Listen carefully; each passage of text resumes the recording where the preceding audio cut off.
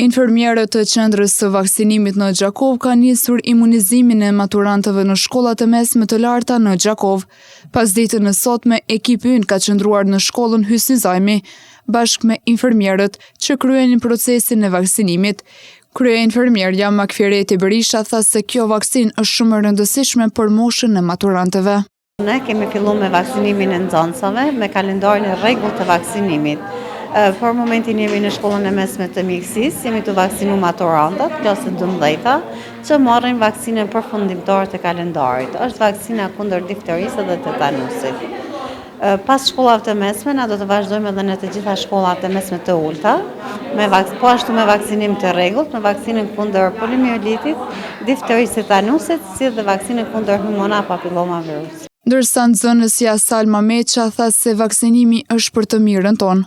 Ky vaksinim jam është për të mirën tonë, po ashtu falenderoj stafin që na ka bërë këtë vaksinim, edhe falenderoj që janë ardhur këtu, për shkak se edhe shumica nuk ishin shku edhe për të frikës që e kanë, kështu që faleminderit. Procesi i imunizimit të nxënësve në shkollat bëhet sepse shumë shpesh nxënësit hezitojnë të shkojnë në qendrat e vaksinimit.